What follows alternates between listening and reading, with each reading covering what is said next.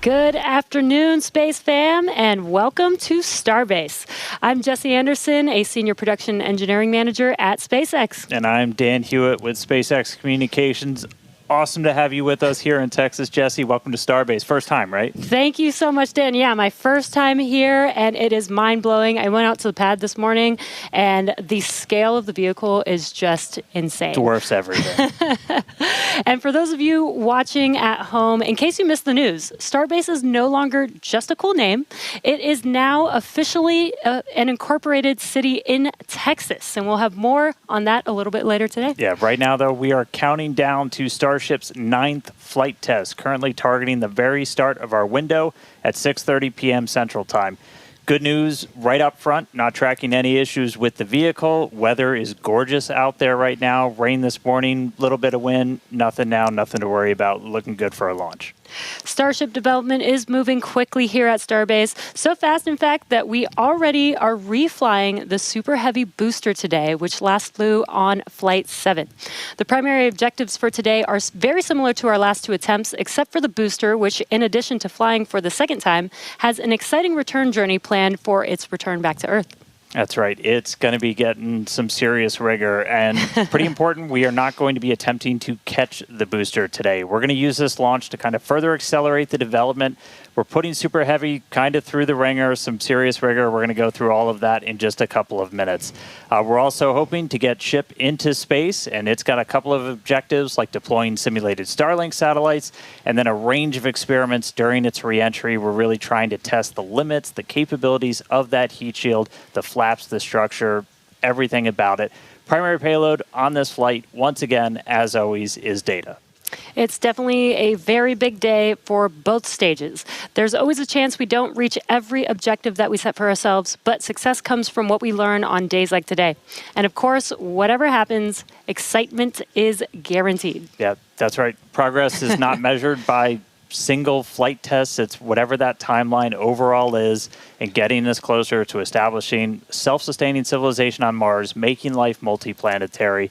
Every time we're learning something from these flights that will get us there, that is progress. Exactly. Starship is the first orbital launch vehicle engineered to be fully reusable and built for frequent flight and heavy payloads, just like today's commercial airliners. It's the product of years of rapid development, testing, iteration. We're trying to fly as frequently as possible, fix problems as they appear, and then fly again. It all started here at Starbase back with Starhopper. It was a small single Raptor prototype. Kind of looked like a water tower. We turned it into a water tower eventually. It made its first low-altitude hop back in 2019 here at Starbase. You could tell the pad, that's the pad that we were just looking at. It looks dramatically different now, two towers. But Starhopper delivered. It was able to prove that we could use that Raptor engine for controlled takeoff and landing. And that is so wild to see that there on your screen was just 6 years ago, and now we're here today with a full-size vehicle. So from there, we moved to full-size test articles with increasingly complex test flights that reached progressively higher altitudes. And each test shaped the Starship that we see today on the pad, a stronger, taller, and more refined vehicle. That's right. All right. Now, let's go out there and meet it. Starship is made up of two parts. First, on the bottom, the Super Heavy booster, powered by 33 Raptor engines. Both Super Heavy and Ship are running on liquid methane and liquid oxygen.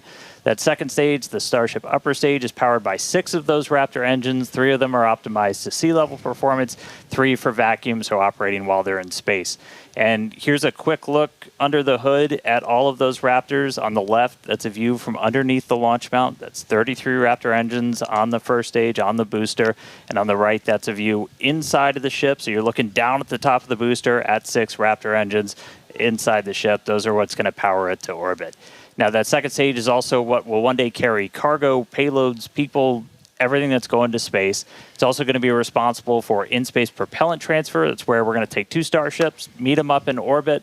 One will be able to transfer propellant to the other. That's a really critical capability for Starship to do all of these missions beyond low Earth orbit. That also unlocks our ability to send huge amounts of cargo, tremendous amounts of people to destinations far beyond Earth. Yeah, the Super Heavy booster is designed to launch, separate, flip, and return to the launch site where it can be caught by the chopsticks on the launch tower. Though, as we mentioned earlier, we are not attempting a booster catch today on Flight 9. Starship re-enters the Earth's atmosphere at the conclusion of its mission, steering itself to a vertical landing or catch, and both stages are designed to return to Earth and fly again, making this the first rocket in history that will be fully reusable.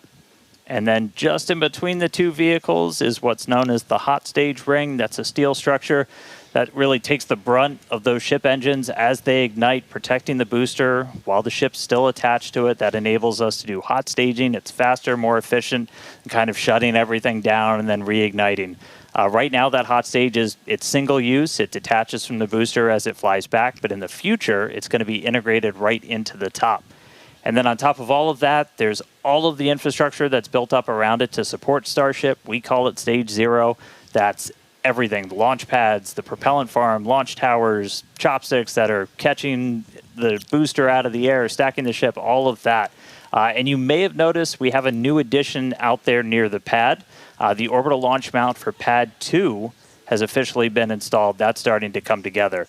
Just like Pad 1, Pad 2 has a launch mount. That's where you're going to put Super Heavy on top. We also have a launch tower with arms, a little bit shorter on that one. That's going to be used to stack the Starship on top, put the booster on top, catch the booster, catch the Starship. We did put the orbital launch mount on there. That's responsible for routing all of the propellant to the booster ahead of flight. Underneath it, you've got flame deflectors, the water deluge system to disperse all of those forces. The single piece we just lifted in weighs about 1,060 metric tons, which, if you're keeping score at home, that's the same weight as about 10 Millennium Falcons. It's heavy. That's a lot of Millennium Falcons, Dan. So many. We're also currently in work on Starship's brand new pad at Kennedy Space Center's Launch Complex 39A, and we're hoping to bring that online later this year as well. Tons of progress with Starship so far in 2025, and lots of incredible milestones still coming up.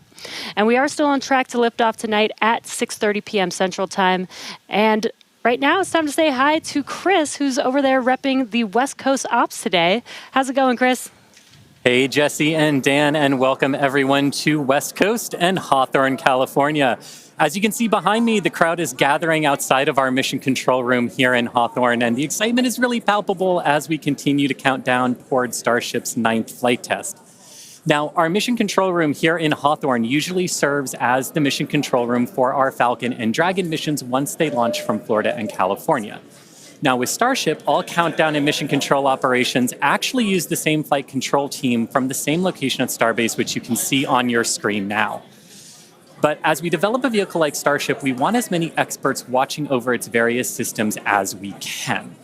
And that's what we use the mission control room here in Hawthorne for during Starship flight tests like today's. The folks in mission control, which you see now on your screen, are the responsible engineers for Starship's various systems. This includes things like booster systems, stage propellant, our ground stations, flight software, the loads, and the vehicle structures as well. And having this support gives the flight teams in Starbase immediate access to our engineers' knowledge, which is really, really important when we're making informed decisions very quickly in a test program like this. This setup has been great for Starship flight tests so far, as we've handled things like propellant temperature differences, as well as day of launch winds that can affect the loads placed on Starship structures during launch, and particularly during the descent of the Super Heavy booster back to Earth. So having all of these responsible engineers ready to support is crucial during Starship testing, where we place hardware in flight conditions quickly to iterate and make the best and most reliable rocket that we can. So it's definitely a full house, a growing full house here in Hawthorne for our 9th flight of Starship today. Every flight brings us a step closer to a future where Starship is flying multiple times a day. And I'm sure you all feel the same way down there in Texas, Dan and Jesse, but I can't wait to see Starship's launch today. How about you? Yeah, can't wait to see it, Chris. As you can see, props loading on the vehicle is just a little under 2 miles away from us, and we're really excited. Looking back real quick, so back in March, Starship's 8th flight test saw us catch the Super Heavy booster for the 3rd time ever, another big step on that path to full and rapid reusability. Unfortunately, the Starship upper stage did experience what we call a rapid, unscheduled disassembly before it finished its climb to space, which meant we didn't reach all of those additional mission objectives that we had set. About 5.5 minutes into ship's ascent burn, a hardware failure in one of its sea-level Raptor engines took out that engine, the 2 remaining sea-level engines, and a Raptor vacuum engine. That's 4 of the 6 engines that ship has. This was a different failure than we saw on Flight 7, and the fixes that we put in place did work as expected. So this was a new issue on Flight 8. So welcome to iterative engineering. That's right. Losing hardware is a potential outcome of any test program. That's why we're always prepared with safety measures in place and also ready to have boots on the ground to assist with anything like debris cleanup. We can coordinate with all the necessary parties, organizations, administrations for safety in advance and in an ongoing basis during our test campaigns to plan for as many possible outcomes. Definitely do want to say thank you, though, to the people of the Bahamas, the government of the Bahamas, who worked with us so closely since Flight 8. We took full responsibility for the cleanup, and in doing so, we had people on the ground in the Bahamas within 12 hours to help with debris recovery. So all that said, we're moving forward in our development cycle with safety at the top of mind, and we fly again today to get this current iteration of ship to space and back. That's right. Putting hardware in a flight environment as frequently as possible so you're seeing how things behave all together in the real world. Then you're solving problems as they pop up. That's how SpaceX developed their very first rocket, Falcon 1. Same philosophy was used to develop Falcon 9. Today, we're looking to get our first re-entry with the latest iteration of ship while intentionally stressing the Super Heavy vehicle during its return to get data on its boundaries. And by stressing, we mean that we'll be pushing the flight envelope of Super Heavy as we fly at a higher angle of attack during descent towards the Gulf. Angle of attack in this case means that Super Heavy is pitched up to maximize drag and slow return. Because of this test, we will not be attempting to catch and recover Super Heavy, which again is flying for its second time today. So for a brief moment, this booster will hold the title as the Super Heavy flight leader. That's right. All right. Lot still ahead for today. Let's get into it real quick with this overview. As always, everything starts with a liftoff. 33 Raptor engines igniting. Super Heavy pushing itself and Starship into ascent over the Gulf. It's going to continue for about 2.5 minutes before we get to hot staging. Ship will ignite its engines. Booster will do its boost back burn and begin its flight experiments back for a hard splashdown in the Gulf of America. Meanwhile, ship continues its burn into space. And ship will remain suborbital. We will be deploying 8 Starlink simulator satellites and then head towards re-entry. We'll relight a Raptor engine as well as test experiments during re-entry such as missing tiles, metallic tiles, loading the vehicle's flaps, and then ship will attempt a flip maneuver, and if all goes planned, we'll conclude the test with a soft water splashdown in the Indian Ocean. So that's what we have on the menu for Flight 9 today. Whole lot. Flight 8's RUD taught us new lessons about Starship hardware, specifically the Raptor engines. And as we touched on earlier, the root cause was traced to a hardware failure in one of Starship's 3 center Raptor engines. Yeah, just since that flight, we've done more than 100 long-duration Raptor tests at our facility in McGregor. Huge shout out to that team for really putting in the work to better understand what happened. As a result, the engines that are on Starship's upper stage on the pad right behind us have a few changes. One of the key ones we did was additional preload on some of the joints, essentially some additional torquing, a new nitrogen purge system for the engines themselves, and made some improvements to the propellant drain system. After our first ever Super Heavy refurb campaign, we static fired with all 33 Raptor engines. This was a chance to see all the hardware operating together, and for this flight, our teams had an opportunity to make adjustments or hardware replacements for this first ever reflight of the Super Heavy booster. And then it was ship's turn. We took it through several static fires. First, we did this short duration single engine burn to simulate an in-space reignition of Raptor using those header tanks, those smaller tanks up in the nose cone. We also completed a longer duration 60-second burn with all 6 engines. So where you're really putting the entire propulsion system that's going to be used for the ship's ascent into space through the paces, making sure everything's working together before we go stack it on the pad. And in the end, these changes represent the core of our test program. And reflying a booster for the first time is a major milestone, especially so early in the flight test program. Now, Falcon did it in just over 30 flights. And Starship's doing it today on just its 9th flight. It's not wild just because of how much faster that is, but just how much bigger Starship is. Falcon 9 can lift about 23 metric tons into orbit. Starship is designed to lift 200. That is so exciting. And on top of that, we're also reflying engine 314 for its 3rd flight, which you might recall is the engine with a pie on the nozzle. And there you can see that engine there.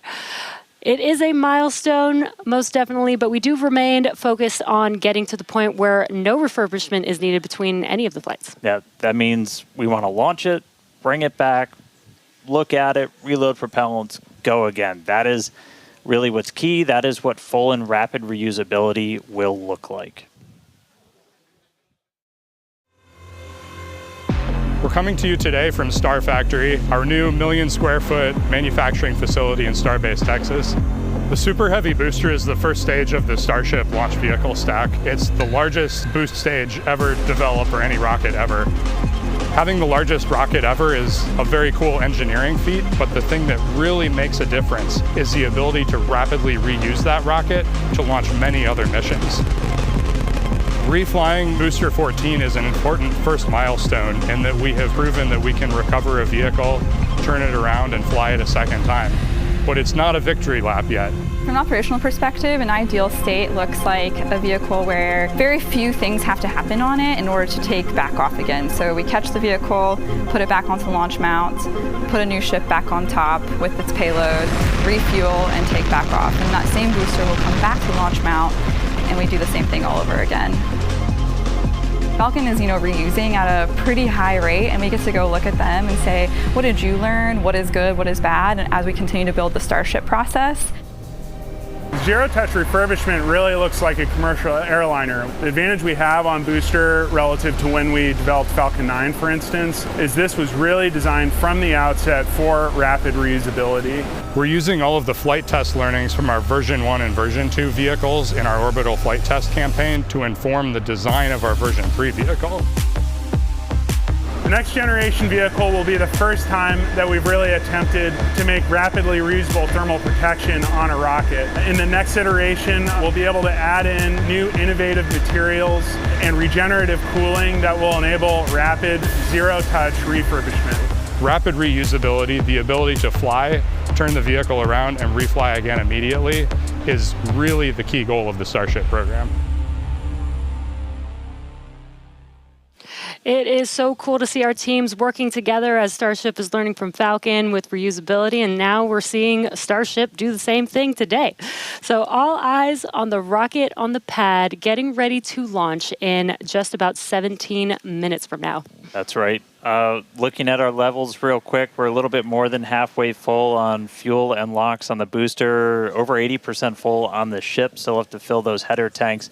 But everything looking good. We're not tracking any issues on the range. As a reminder, we watch sea states, air, and land around the launch site here and also over in the Indian Ocean where we're going to be doing our reentry. Not tracking any blockers to launch at the moment.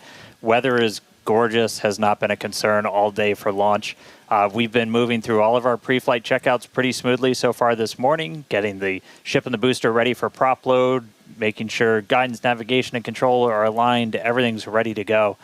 You can see with the frost coming off, we're getting pretty full. We started loading all of the propellants on board both ships about 45 minutes or so before launch. They kind of stagger where we start with ship and then move into booster. We're going to continue loading these propellants on board until just about 3 minutes before liftoff. We'll close out on the ship first and then on the booster. But bottom line, everything's looking great. Not tracking any vehicle issues, range issues, weather issues. We're looking really good right now for a launch at the top of our window right at 6:30 p.m. Central. Yeah, seeing the propellant loading is making this getting more and more exciting. Today is going to be a wild ride for Super Heavy. We're putting the booster through several tests to expand the envelope on its capabilities and get flight data to make its return and catch more reliable. Now, another unique change in today's flight will be the addition of the first ever directional flip of the booster. That's right. If you followed previous flights and you kind of wonder to yourself, why does the direction the booster flip seem random? Surprise, it's because it was. We've got a couple of views from previous flights where you'll see the booster kind of go in different directions, and it was really small differences in the thrust of those ship engines. As they started up, they would nudge the booster in an initial direction, and so the booster would essentially sense that and then lean into it, and it'll react, the engines will gimbal, and then it'll continue the flip. That was the easiest option technically, but you do take some performance hits since you're essentially setting aside propellant to accommodate every single direction for a flip. Exactly, but if we know which direction we're flipping, then we know how much propellant we will need and can instead use more of the propellant to burn longer during ascent, adding more velocity to ship and increasing how much payload it can ultimately deliver to space. Yeah, so today I got my trusty Super Heavy here. We're going to intentionally try to flip straight up. So as you're separating from the ship, we want to get to here as you're doing that boost back burn. The fastest way is to just flip straight up and go into it. That's roughly what we did on Flight 5. It's the most direct way to get into that orientation for the boost back burn. What you don't want to do is when you flip all the way down like that, we did that on Flight 7, it takes you in a big loop, uses the most amount of prop, not efficient. We're at the point where we want to start kind of tuning it in and getting some extra performance out of the booster. Yeah, exactly. That's called optimization. That's right. To accomplish this, we made some changes to the hot stage adapter, welding reinforced panels over the vents in the direction that we want the booster to go. So when the ship engines ignite, the thrust will push against the blocked vents, which means that the nudge will be in the direction that we planned for. And then when we go to the next generation of ship and booster, we plan to control the flip direction by fine-tuning the engine startup sequence on the ship. Yeah, that's not the only flight experiment that we have planned for the booster today. We're not attempting a catch, so we're going to try and gather additional data that's going to improve performance on future boosters. We're also going to try and see how resilient we are to things like losing an engine during the landing burn. By sending the booster out to sea, we're able to do these higher risk tests without risking the launch pad. As you might have heard earlier, we're going to be doing what's called a higher angle of attack. Basically, instead of coming straight down, we're going to tilt up a little bit.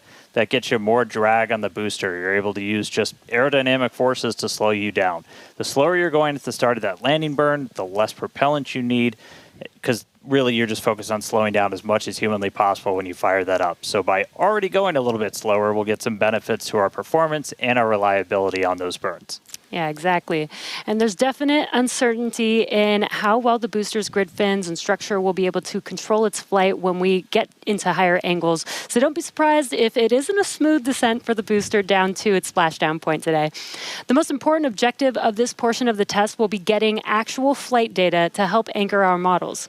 Now, we're hoping to fly the next generation of super heavy boosters at even higher angles of attack. So this test today will give us a better idea of what is feasible. Now, on top of all of this, we're going to see how resilient Super Heavy is to engine failures at the most critical times. Yeah, we're going to intentionally disable one of those 3 center engines and instead use an engine from the middle ring that's kind of right behind it. Those center engines are what we nominally use at the very last part of a landing burn as you're just kind of fine-tuning the booster's path into those waiting chopstick arms. This is going to act as a real-world simulation of a pretty scary situation where engines are not starting at probably the worst possible time, but we're going to do this without risking the pad. And then, at the very end of the landing burn, we're going to cut one more engine off and go down to only those 2 center engines. The burn is going to end while Super Heavy is still several hundred feet above the Gulf, so we expect it to make a pretty hard splashdown today. So, in all, pretty eventful day for the booster. And as many of you may know, water landings are actually uncommon for SpaceX. While other launch providers expend all of their boosters after flight, we land and reuse most of ours. All of these tests are going to help us improve future generations of Super Heavy until we reach its fundamental design, a fully and rapidly reusable and reliable rocket. All right, let's check back in with Chris in Hawthorne. How's it going, Chris? Hey, Jesse, my colleagues here in Hawthorne definitely agree with you. We can't wait to see the Super Heavy perform its second flight and see all of the work from our thousands of engineers and technicians in action today. Now, while this reuse milestone is incredibly important for Starship's development, Super Heavy boosters are not the only vehicles that we reuse here at SpaceX. We're big on reuse, and our Dragon fleet is another example of that reuse.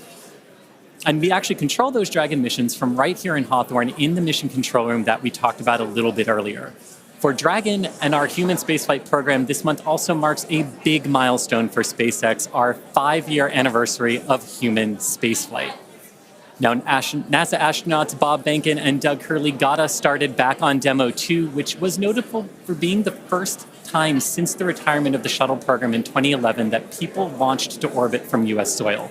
Now, in those 5 years, we have launched 17 human spaceflight missions, 11 for NASA, and 6 commercial missions, including Polaris Dawn, with our first commercial spacewalk in history, and From 2 earlier this year, which became the first human spaceflight mission ever to explore Earth's polar regions. We've flown a total of 66 crew in those 5 years, and we are expecting that number to grow significantly in the coming years. Now, most recently on our From 2 mission, the crew offered unique glimpses into the orbital spaceflight experience. And this was honestly just so cool to see. Thank you to our Starlink teams for making everything with the From 2 crew shared possible. This honestly made me feel like I was right there with them in Dragon. They were living, they were working, they were relaxing, they were doing their experiments while also having fun. Basically, just being people and inviting us along for the ride. And that was really meaningful. Being invited up there really showed how these are just the early days on the road to making life multiplanetary. And the vehicle that's going to make all of that happen is Starship. And Dan and Jesse, I don't know about you, but that is definitely a future I have wanted since I was a little kid, and I cannot wait to see us make it a reality. Yeah, right there with you, Chris. It's the fact that we're getting close to that being reality, that the vehicle that's going to go is sitting on the pad right there. Like, that's endlessly exciting. All of that's going to include sending humans, all of the infrastructure for a permanent presence on Mars.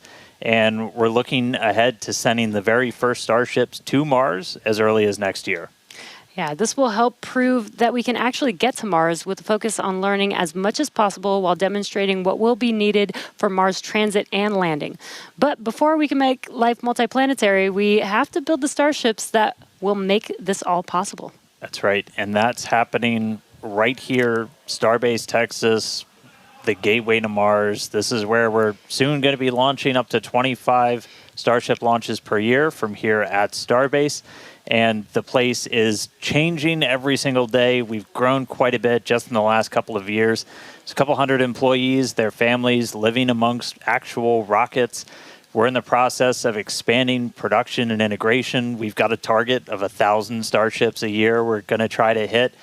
And recently, we did become a city of our own. We're the first city in Cameron County in 30 years. And that's just going to help us scale more quickly, try to build out the best community possible for all the people that are building the future of humanity's place in space. Starbase, pretty easily one of the most inspiring, exciting, unique places to live and work on the planet. As usual, shameless plug, we're always hiring. Come help us build the gateway to Mars. Visit spacex.com/careers. You can see all of our openings.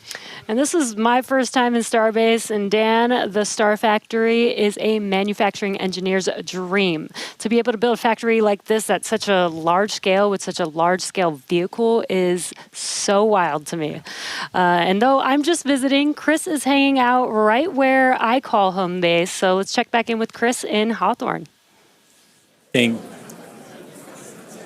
Thanks, Jesse. Yeah, everything here in Hawthorne is looking good. The crowd is gathered, really excited to watch the hard work of all of their colleagues come to fruition here for Starship on its 9th flight test. Not tracking any issues. We are excited to watch Starship do its thing today, make it halfway around the world, and test a lot of those critical in-space maneuvers and operations that will be vital for the program's continued operation. So Dan and Jesse, we can't wait for liftoff. Let's have a good flight today. Thanks, Chris. Now, if you're just now joining us, where have you been? But we're glad that you're joining us now. We are at T-minus just under 6 minutes until liftoff of the 9th Starship test flight. So far, the range is looking good. All the airspace and trajectory area that we are going to be launching through is looking good for our test flight today. Weather has been great. It was a little rainy and windy this morning, but it cleared up. It looks beautiful here in Starbase, and propellant loading continues on both stages. All right, yeah, it is continuing. We're a little over 90% full on our booster. We are pretty much full in the main tanks on ship, filling up those header tanks. We're going to continue loading prop for about 2 more minutes. Once we're done with that, you've got just under 11 million pounds of liquid propellant spread across those 2 stages. After we get through all of that prop load, our stage 0 will get ready. The ground systems will go through pushbacks, clearing all of those fluid feed lines back to the propellant farm, getting ready for launch. We did just see they did a flap wiggle check, so the final flap check on the ship. We're doing final alignments of the guidance, navigation, and control system, our thrust vector control, essentially our steering, checkouts of the flight safety system. So everything progressing right now. If we do need to hold, that can come at T-minus 40 seconds. That's a point built into the countdown where we can pause to wait for any final checkouts, pressurizations, anything that we need to complete. We can hold there. We will only hold there if we're tracking an issue. We're not currently tracking anything that will hold us at T-minus 40 seconds. But if you've seen a Starship launch before, they can happen. We can push through them and then launch that day still. Exactly. But when we do pass through T-minus 40 seconds, a number of events will occur in rapid succession. The ground spin and ignition systems come up to flight pressure, ship goes to internal power, and then after that, the quick disconnect or QD, arm lockout is removed in preparation for retraction just shortly after T-minus 0. And once we pass T-minus 40 seconds, we do still have the ability to recycle the count under certain conditions back to T-minus 40 seconds, and then hold there to assess what happened and see if we can proceed again back down to T0. Yeah. There are a couple of things, kind of gates in that timeline that if we pass through that and we hit a hold, we'd have to scrub for the day. One pretty visual one will be if the water starts flowing for that deflector system that's underneath the launch mount. That happens right at around T-minus 10 seconds. For flowing water, we can't turn it off after it starts, and if we hit a hold, we're scrubbed for the day. We would need to refill those water tanks. We would also, at that point, need to refill all of the propellant tanks, as 11 million pounds of propellant is a whole lot. We can typically do that in about 24 hours, so we can always turn around to try again tomorrow. But we are coming up on 3 minutes away from liftoff. We should be hearing that we're closed out of prop load on the ship at this point. Booster coming up shortly. Wow, the weather just looks amazing there with Starship on the launch pad. Just about 2 minutes and 45 seconds from T0 with a lot of objectives for today. The booster, the Super Heavy booster flying today, will be flying for its 2nd time. Last flight was on Flight 7 and just turned around in 2 flights, which is pretty incredible. I'm super excited to see that booster fly again. All right, we did just hear we are going to hold at T-minus 40 seconds. So we'll pass along some more information once we hear that reason. But again, that's not the end of the day. We can hold at T-minus 40 seconds for quite a few minutes. We eventually have to start looking at our temperature of all of our propellant on board. That's usually what drives us to, if we've held too long, we have to stand down for the day. So we are expecting a hold at T-minus 40 seconds. Sounds like we're going to be doing some additional checkouts on the booster Raptor while we're at that T-minus 40 second mark. So we will expect to see the clock pause at T-minus 40. And then again, we've got a couple of minutes. They can work through the issues. If we're able to clear them, we can still launch today. If it's something that we can't, we can always stand down, turn around, recycle, fly again tomorrow. Again, that's really important. This is what terminal count is exactly for, is to be checking the vehicle, monitoring the vehicle systems as it makes its way down to T0. And again, this gives us the ability to catch anything and be able to hold, as Dan has been saying, and recycle if we need to, or pause so that we can work through those issues and see if it's something that we need to stand down for. And as Dan mentioned, we will be holding at T-minus 40 seconds, so in about 20 seconds from now.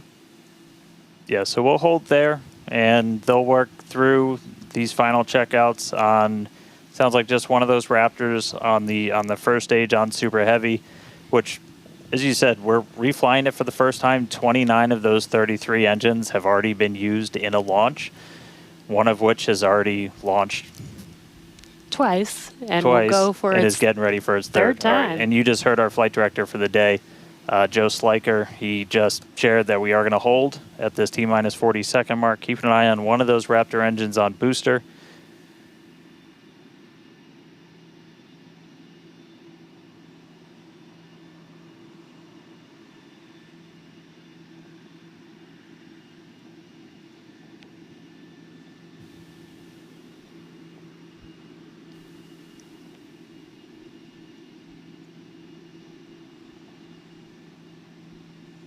And if you're just now jumping in, we are holding still at T-minus 40 seconds. Watching one engine, waiting for temperatures to kind of get to a zone that we want them to on one of the engines on the booster, on the Super Heavy booster, getting ready for its second ever flight.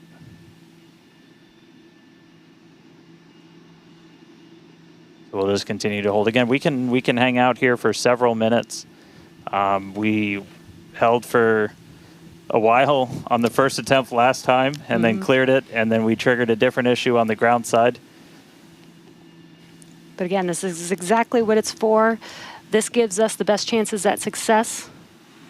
And the clock is rolling. There we go. All right. T-minus 30. Let's listen in. Watch that first flight proven Super Heavy. Get ready to take off from Starbase.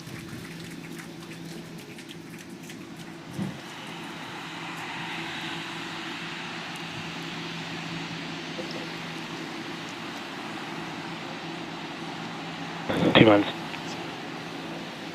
Down to 1. Hit hold.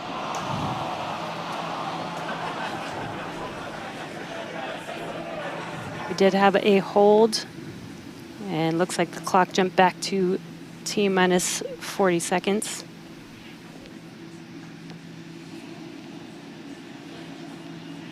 All right, so we jumped out.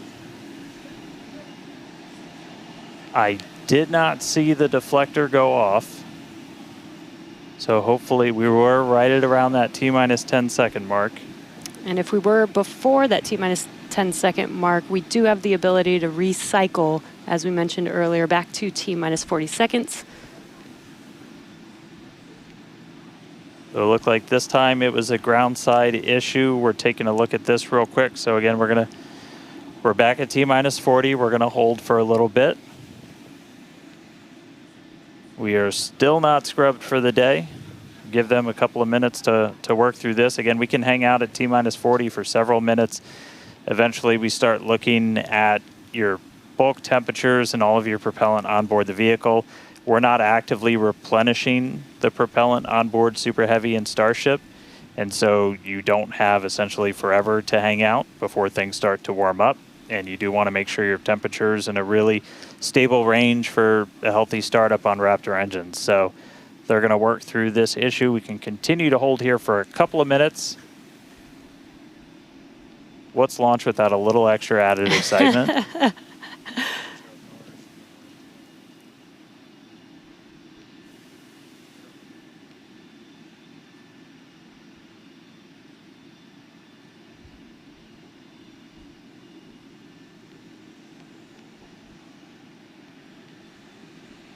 All right, so cumulatively, we've held for a little over 3 minutes between the two holds. Again, this is a ground side issue on our tower. The techs are looking through the data right now to see if it's something that we can either work through or if it would cause us to have to stand down. So we're continuing to hang out with them, holding at T-minus 40.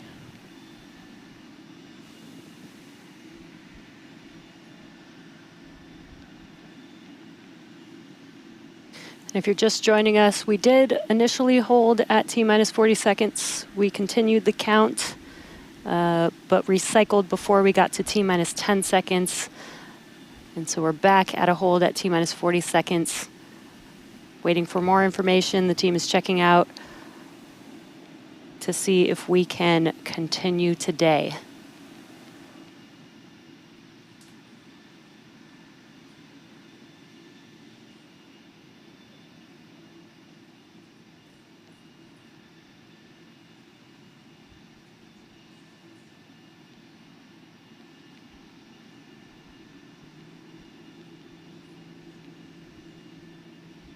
And we're continuing to hold here at T-minus 40 seconds. We've been holding for just about 5 minutes now as the teams evaluate if we can continue to T0 for Flight 9.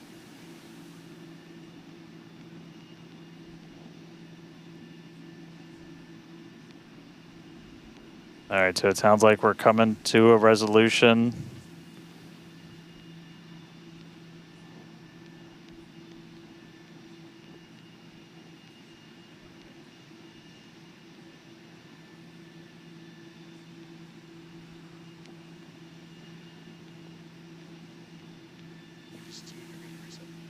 All right, so we are getting to a resolution. We're going to reset everything.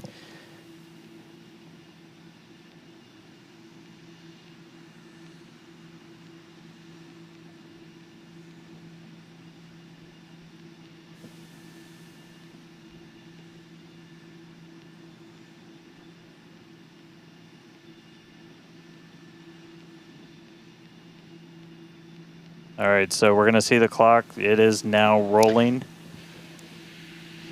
Here we go. We saw an issue with that quick disconnect to the ship.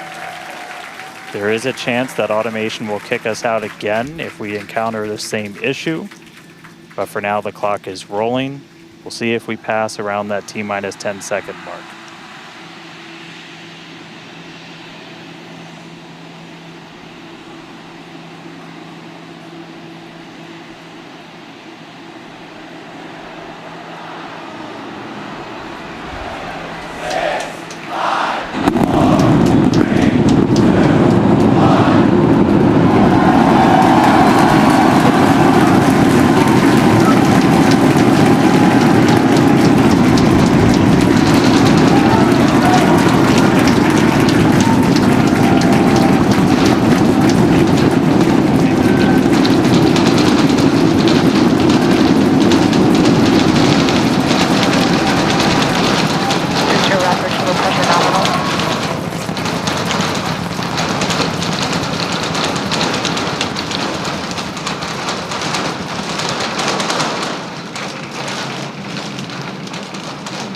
T plus 40 seconds, it's one hell of a sight from here. We see it arcing right over top of us. We see 33 out of 33 Raptor engines lit on Super Heavy as it starts to ascend skyward.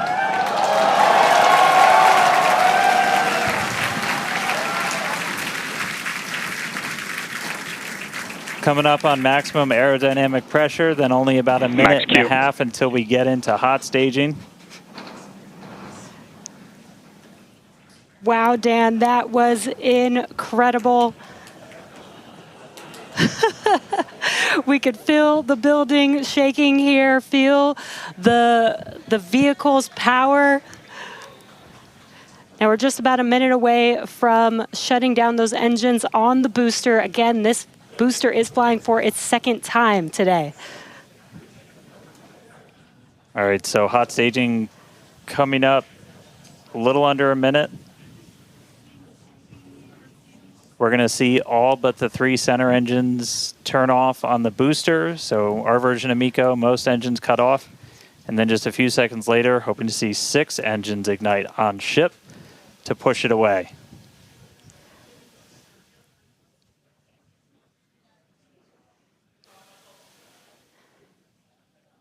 All right, hot staging, about 30 seconds.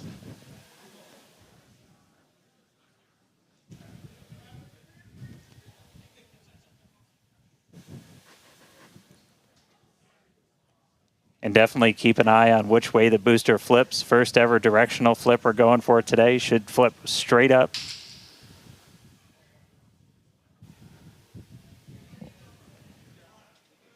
See those engines powering down? Booster engine cutoff. Ship ignition. Stage separation. Incredible flip by Super Heavy booster, and you can see those 6 engines, those 3 engines on the ship ignited. 6 healthy Raptors running on ship on its way to space. peek that engine view. Booster doing the boost back. Chris, how's it looking over there in Hawthorne, man? It is looking chamber pressure is nominal. It is looking absolutely incredible here in Hawthorne. As we said, 6 healthy engines on ship. We've got 13 out of 13 engines on the booster. Now down to those 3, which is what we expect in the final moments of the boost back burn. Now, as a reminder, we are not recovering the Super Heavy booster today. We are instead going to do some... Boost back, shut down. And there we had a good shutdown of the boost back burn. Next up will be the jettison of that hot stage Ship ring. avionics, power and telemetry nominal. Great call out there that everything looking nominal aboard the Super Heavy vehicle, which is returning to Earth, and we're going to be doing some experiments with it, including a higher angle of attack reentry, as well as some engine tests as it gets closer to the Gulf. We are, again, because of these tests not recovering it, we are sending it to the Gulf on purpose to do those tests. But again, you see the booster on the left-hand side of your screen. You see ship with 6 healthy engines continuing its ascent to its planned suborbital trajectory. Everything going very well so far for Starship's 9th flight. Now 4 minutes, 15 seconds in. Great views from inside of the aft engine area of ship there, looking at those 3 sea level and 3 Raptor engines on the right-hand side of your screen. The booster doing its LOX dump, that liquid oxygen dump. So because we don't need some of that liquid oxygen propellant in its tanks, we vent that propellant out to lessen the booster's mass as it comes in for its landing. Just absolutely gorgeous views watching these 2 vehicles do their respective things in the skies over Texas here today.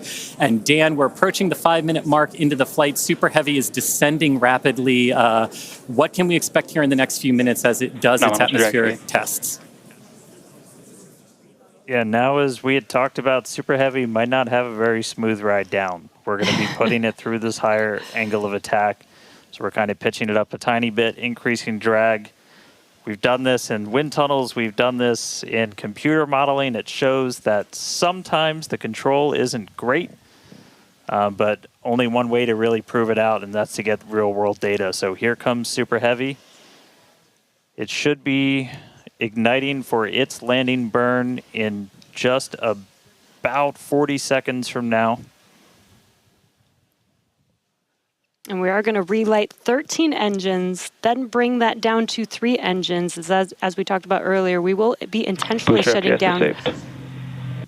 We will be shutting down one of those 3 center engines intentionally to push the limits of the Super Heavy booster. Ship Raptor, chamber pressure is nominal. And continuing to see 6 healthy engines on the ship. 3 sea level and 3 vacuum engines still ignited as the Super Heavy booster is making its way back down to Earth. We can see those grid fins doing some heavy work. Booster landing startup. Ignited for our landing burn.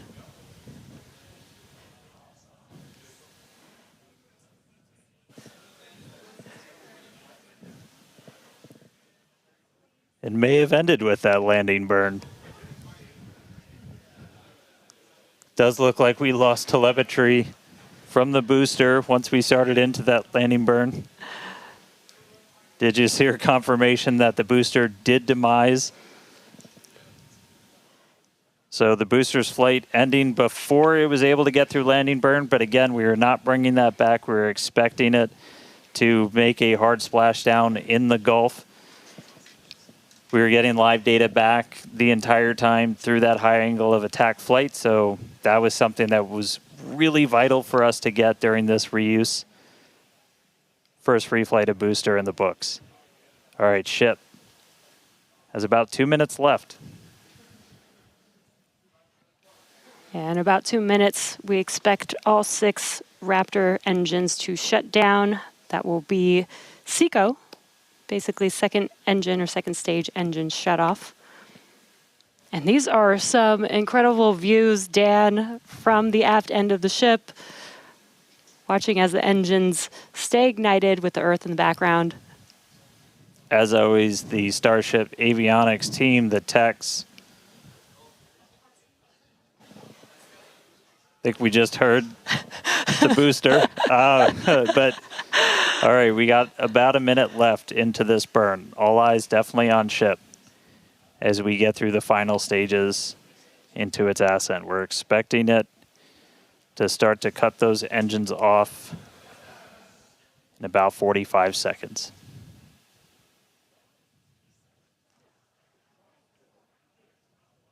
Terminal guidance.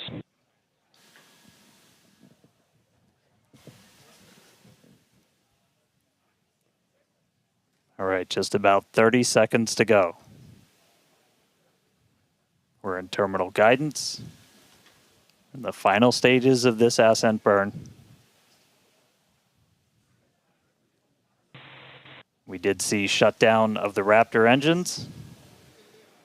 We do stagger these, so we do the Raptors first. Those 3 have shut down successfully.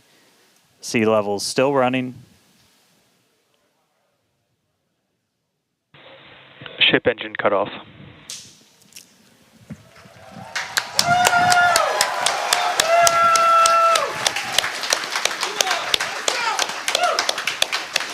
Ship engine cutoff, the 3 most beautiful words in the English language. And great call out that we had nominal insertion.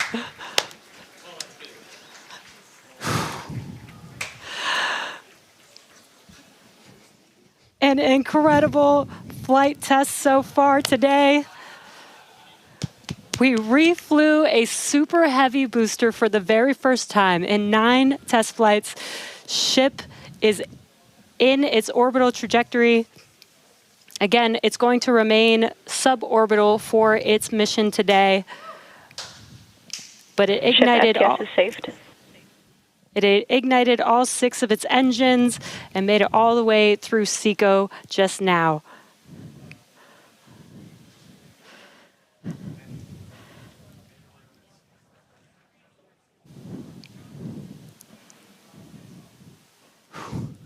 What a moment. Incredible. All right, but I mean, that's still lots to come for the rest of this flight. Per usual, I need to collect myself. Hey, Chris, how's it going over there in Hawthorne, man? How's everybody doing?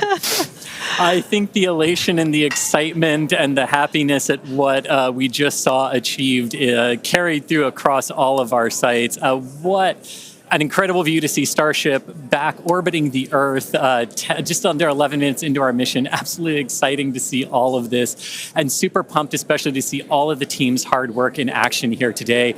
As guaranteed, it has been an exciting evening so far for Starship's 9th test flight. We lifted off a little bit after 6:30 p.m. after a couple of holds that were triggered at the T-minus 40-second mark, but we were able to clear those, one on the Raptor, one on the tower, and we were able to lift off successfully from Starbase. 33 out of 33 Raptor engines lit on the Super Heavy, all 6 engines lit on ship, bringing it to its planned suborbital trajectory around Earth. But as Dan said, we've got a lot still coming up in our flight sequence. So coming up at about T plus 18 minutes, 26 seconds, we'll have the first deployment of simulated Starlink satellites planned from Starship. That will be followed at about T plus 37 minutes and 49 seconds by the relight of a single Raptor sea level engine in space. This is going to help us gather data on our ability to do a deorbit burn for future Starship missions that will go orbital. And then, of course, one of the biggest tests yet to come is the new heat shield modifications to Starship. And that'll start with reentry into Earth's atmosphere at about the T plus 45 minute mark, which should take about 16, 18 minutes to complete.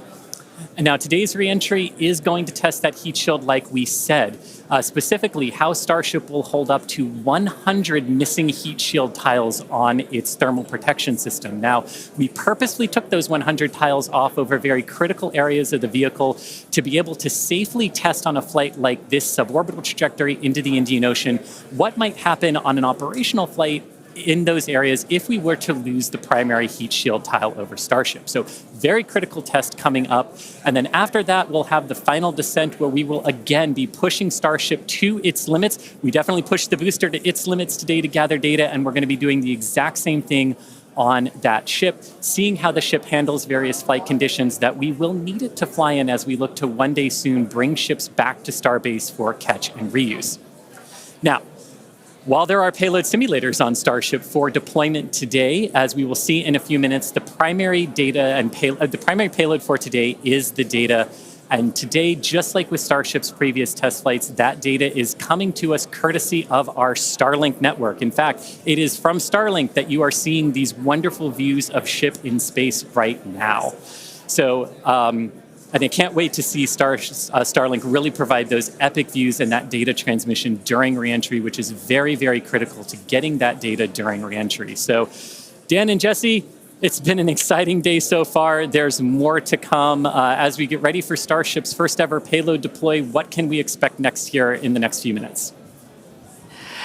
Thanks, Chris. Just going to reiterate, thank you to the Starlink team for these incredible views today. In a few minutes, Starship will deploy 8 Starlink simulators, similar in size to our next generation Starlink satellites. The Starlink simulators will be on the same suborbital trajectory as Starship, meaning they will passively re-enter the atmosphere, just like Starship. With tests like these, we can see how Starship's payload deploy systems work in flight while ensuring that the simulator satellites pose no safety risk to people on Earth or for other satellites in orbit.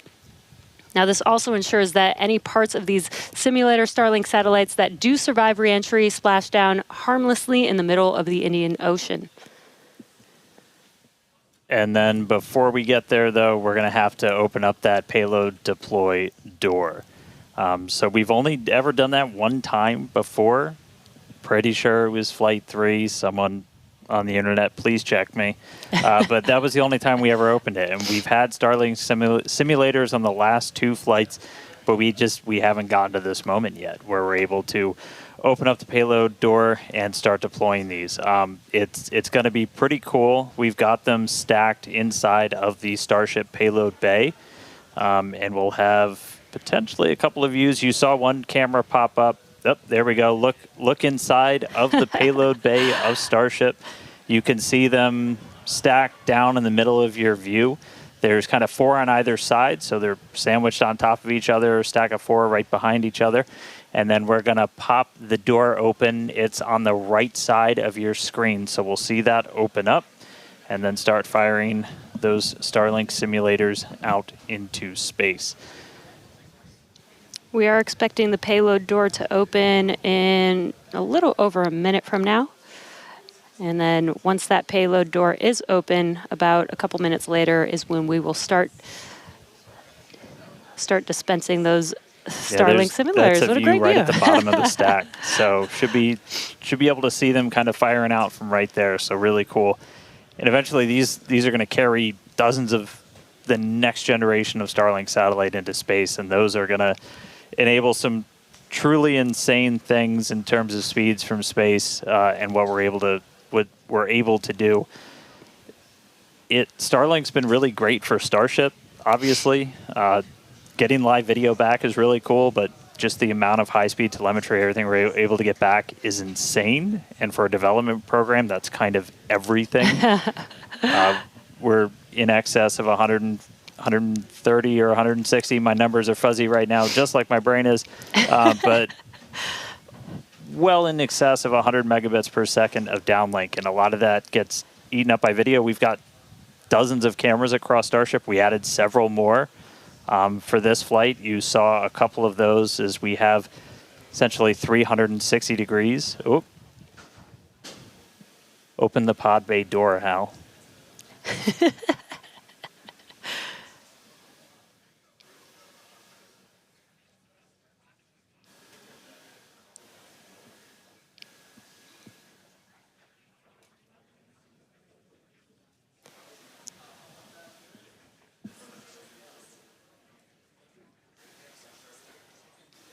Now we are expecting the payload door to open any moment now, so we're watching out for that.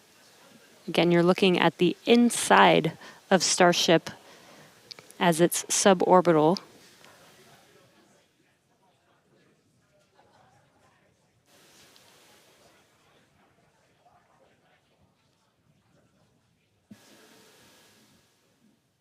Well, we heard the door open was in progress.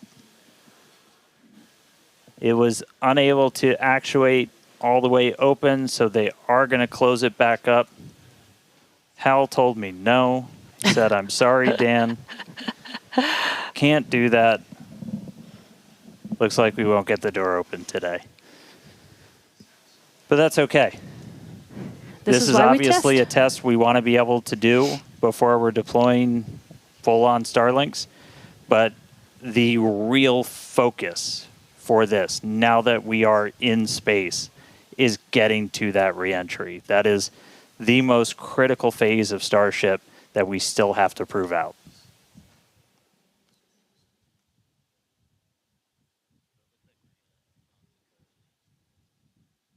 All right, well, so it does look like we're not going to be able to deploy Starlinks today, but we should have pretty frequent views from Starship. They might cut in and out every once in a while, but should be pretty regular. We are in darkness right now, so might be a lot of black, but the cool part is when we get to reentry, it's going to be daytime. Yes, and we did that on purpose so that we can get some live daytime views as ship is returning back to Earth. All right, so we are going to take a break. Enjoy these views as we get them. Enjoy the tunes. We'll be back in a couple of minutes when we get ready to relight one of those Raptor engines on orbit. See you soon.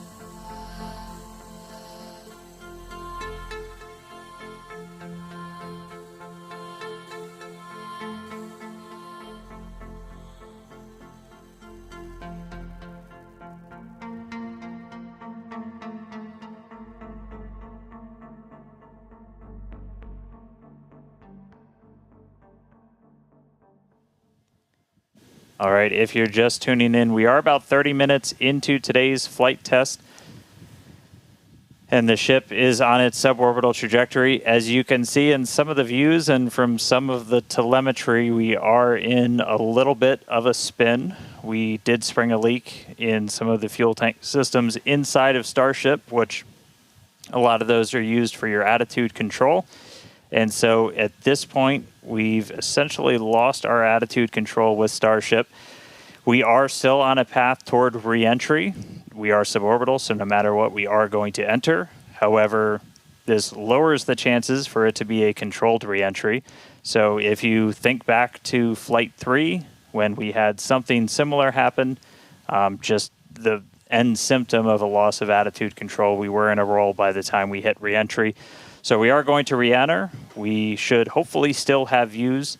The Starlink satellites are pretty robust to still maintaining contact. We've got 4 of those terminals on the vehicle, and they're pretty robust to maintaining contact even when we are in a spin, essentially.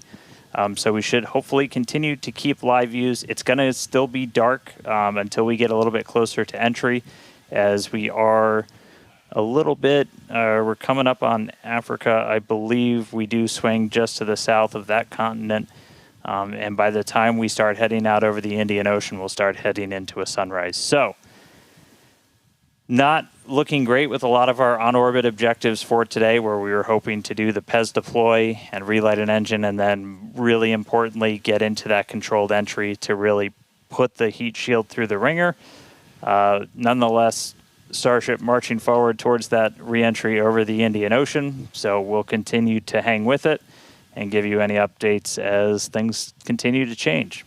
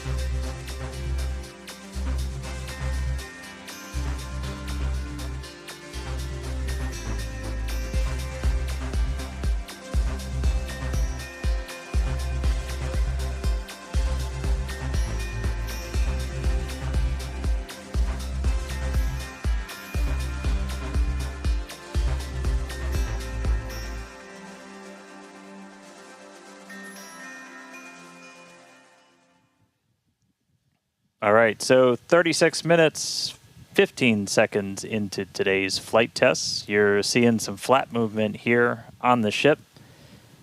If you've been following along, we have essentially lost attitude control on the ship at this point. It is suborbital, so it's still headed to the exact same trajectory as before. We were not able to get that payload door open and deploy those nose cones. We've been dealing with some leaks on the ship. This is also what led to that loss of attitude control. So at this point, we are kind of in a spin, and we are also going to be skipping that Raptor relight. If you've followed through the history of Starship, something similar happened, different cause, but same symptom back on Flight 3, where we weren't able to maintain attitude control in orbit. And so we're going to skip the relight of that Raptor engine while we're in space. We are going to still proceed with entry, but as we are not able to control the attitude of the ship, as we get into entry, it will enter in whatever orientation it is in at the time, which does not bode well for the ship's heat shield, as we're not going to be essentially aligned the way that we want to do for reentry. So it is definitely coming down. It is definitely heading to the Indian Ocean, but our chances of making it all the way down are pretty slim. So we'll still get as much data as we can. We're still getting live telemetry, live views from Starlink the entire time, and we'll continue to stick with ship as it continues on. We are about 10 minutes away or so until we start getting into entry, and the light will start to pick up as we cross the Indian Ocean, and we'll start to see a little bit more daylight, and we'll, as always, as long as we maintain that comm link, get some plasma on the way in and start to bring the Starship back through the Earth's atmosphere. So that coming up in about 10 minutes or so. So we'll check back in with everybody in a little bit.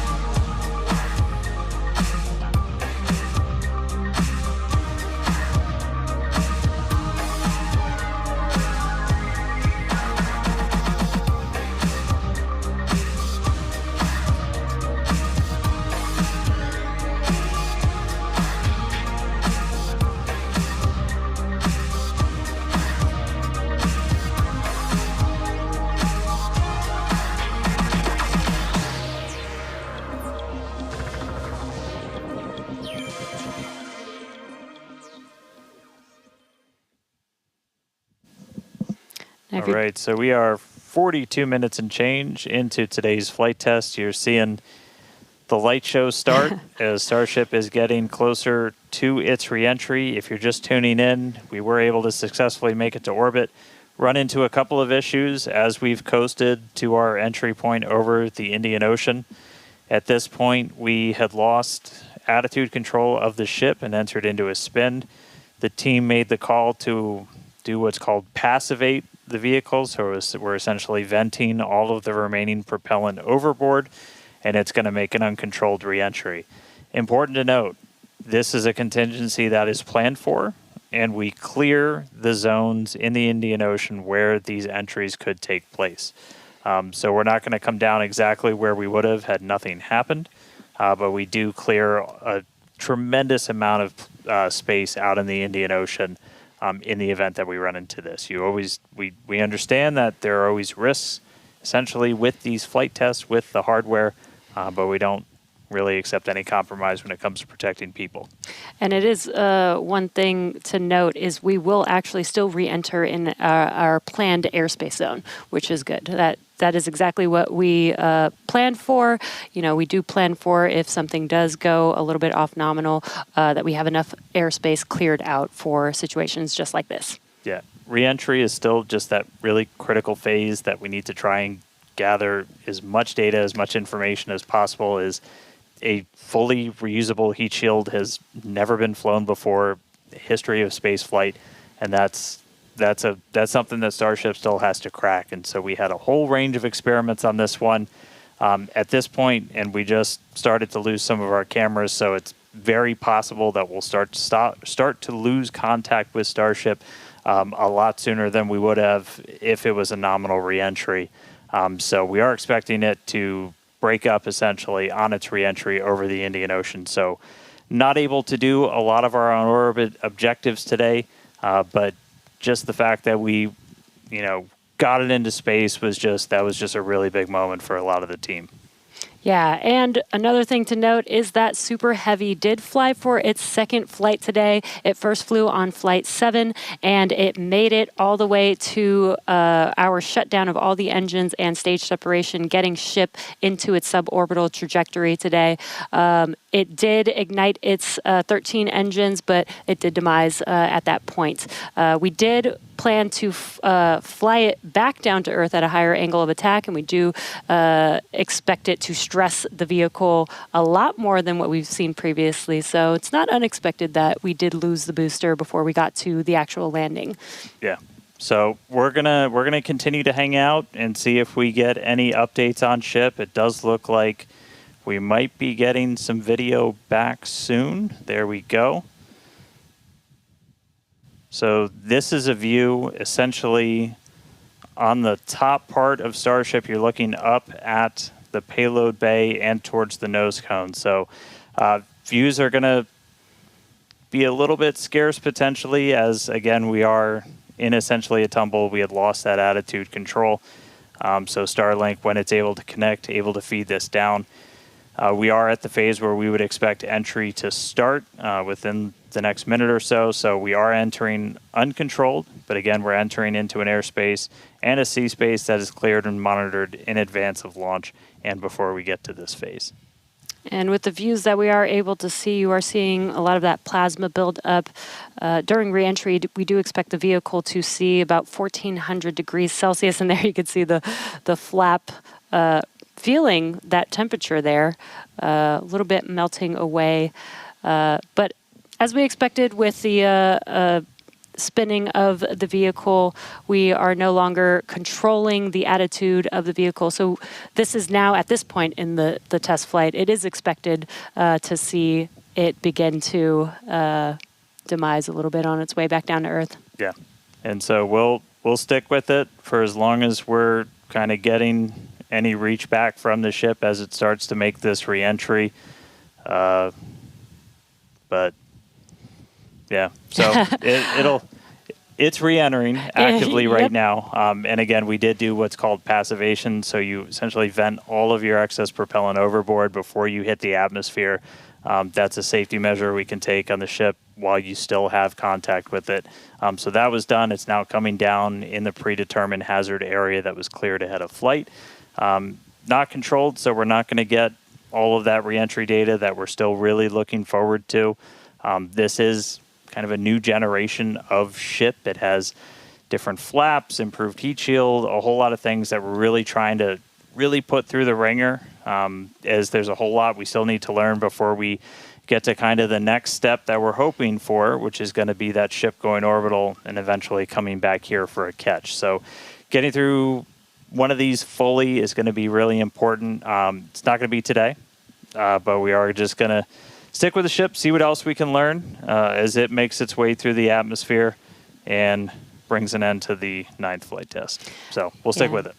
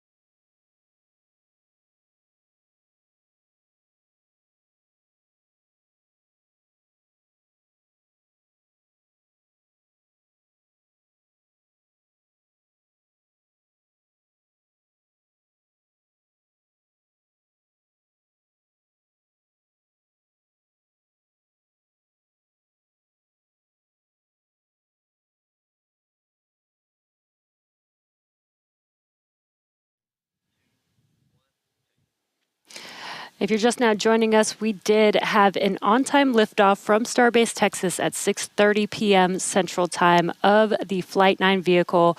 We did have some incredibly stressing objectives today. The Super Heavy booster flew for its second flight. It first flew on Flight 9 and made its way to take ship all the way up to stage separation, doing its second flight ever, which is pretty incredible. We did lose the booster on the way back down, as we did fly it back down at a higher angle of attack. So as expected, we did have it demise on the way back down. Yeah, we were able to get all the way to that landing burn, though. So we made it through that higher angle of attack. So a lot of great data that's going to help us improve those future booster flights. Yeah, we did do the directional flip, and it worked. Yep. It was actually Flipped a great right view direction that we saw. And then ship continued, 6 healthy Raptor engines in the beginning of its flight, making it all the way to SECO and coasting for quite a while. We made it to the expected time that we would open up the payload door. Unfortunately, the door did not open as we expected it to, so we did not deploy the 8 Starlink satellites. Yeah, we ran into a couple of issues once ship got there, but I can tell you it was a pretty crazy moment for a lot of the people that were standing here for ship to make it there. It's been a couple of flights, but it was really exciting to see. Ran into some issues on orbit. We weren't able to deploy the Starlinks. We eventually lost attitude control, dealing with some propellant links inside of the ship. And we did lose attitude control. And just to confirm, we did lose contact with the ship officially a couple of minutes ago. So that brings an end to the 9th flight test. So still a lot of work to do, but really big moment. Chris, how's everybody doing over there in Hawthorne? What's the vibes, man? Yeah, you know, I mean, it's a test program, and that's what we're here to do. We're here to learn, and that was definitely the vibe and the atmosphere here at Hawthorne. Would have been great to see ship get all the way through its objectives today, but with all of that data that came down through the Starlink system, we're definitely going to learn, and we're definitely going to fix that and push forward. Also, great to see the responsible engineers here in Mission Control talking with the flight control teams in Starbase. We talked about how it's great having that expert knowledge on console to be able to go to at a moment's notice, and that really helped us make the right decisions in orbit today when we decided to passivate the vehicle. So we will be here looking forward to Flight 10 and some success on future flights. All right, well, obviously congratulations to everybody that poured so much time, effort into getting this rocket off the pad. The last 2 months have been an absolute gauntlet for a lot of people, and we're continuing to learn more about this ship, about this rocket. We are trying to do something that is impossibly hard, and it's not always going to, you're not going to reach it in a straight line. We've said there's going to be bumps, there's going to be turns, but seeing that ship in space today was a hell of a moment for us. So congratulations to every single person who put time, effort, sweat, anything into that rocket. Yeah, this is exactly the SpaceX way. We're going to learn, iterate, and iterate over and over again until we figure it out. So thank you to everybody for tuning in. Thank you for the fine people of Cameron County, including the residents of the newest city of Starbase, as well as the Coast Guard, Federal Aviation Administration, Government of Mexico, as well as the Australian Space Agency. All right, now, this is not the end. We're going to have a whole bunch of cool liftoff stuff, so be sure to follow us on X at SpaceX for more, and we will see you back here for Flight 10. Thanks for tuning in.